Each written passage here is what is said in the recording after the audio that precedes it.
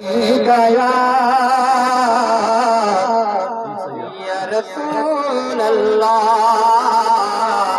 वसल्लम अलैका या हबीब अल्लाह सल्लल्लाहु अलैका या रसूल अल्लाह वसल्लम अलैका या हबीब अल्लाह।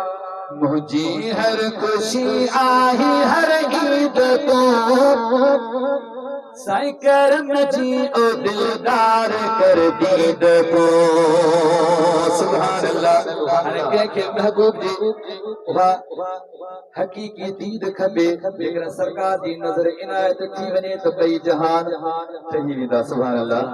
तो या दुआ जा लफ्ज़ गॾिजी करे पढ़ंदासीं अल्लाह जे घर में वेही करे। छा ओ करम जी ओ दिलदार कर दीद को साईं करम जी ओ दिलदार कर सबै सचो करम जी ओ दिलदार कर दीद को।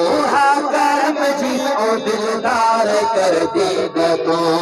मुझी हर खुशी हाँ मुझी हर खुशी आहे हर ईद को करम जी ओ दिलदार कर ईद को। चो करम जी ओ दिलदार कर दीद को।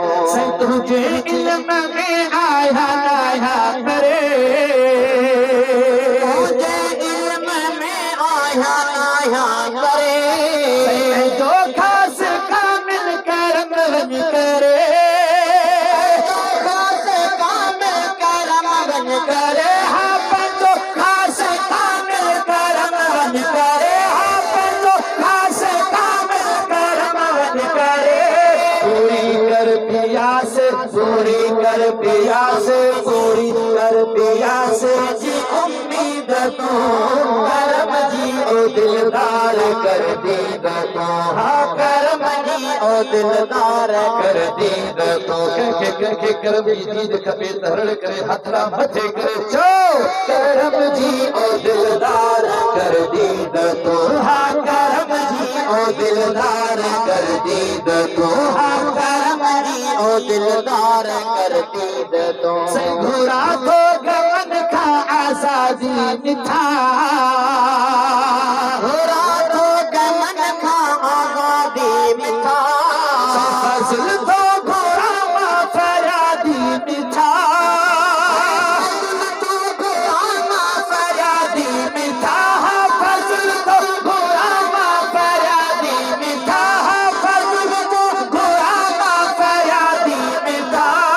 सजन साथ दे सोना सजन साथ दे हाँ सजन साथ दे हाँ सजन साथ दे सोना सईद तो करम जी ओ दिलदार कर दीद तो। हाँ करम जी ओ दिलदार कर दीद तो। चो करम जी ओ दिलदार कर दीद तो। हाँ करम जी ओ दिलदार कर दीद तो।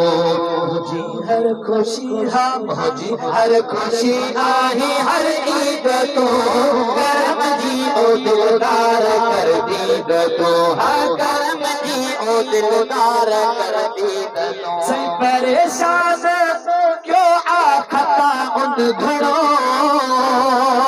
परेशान क्यों आखता उन घड़ो देखे मदाइन घड़ो देखे मदाइन घड़ो हाँ मोहब्बत देखे मदाइन घड़ो हाँ मोहब्बत देखे मदाइन घड़ो। मुझे कर कसायन मुझे कर कसायन मुझे कर कसायन जी कर दीद तो करम जी ओ दिलदार कर दीद तो। हाँ करम जी ओ दिलदार कर दीद तो। मुझी हर खुशी हाँ मुझी हर खुशी आई हर ईद तो करम जी ओ दिलदार कर दीद तो। साईं करम जी ओ दिलदार कर दीद तो। सब सीजो है ताहिरी फितो न कजा सीजो है ताहिरी फितो न कजा शहंशाह शाहिद कथो तो कजा शहंशाह शाहिद कथो तो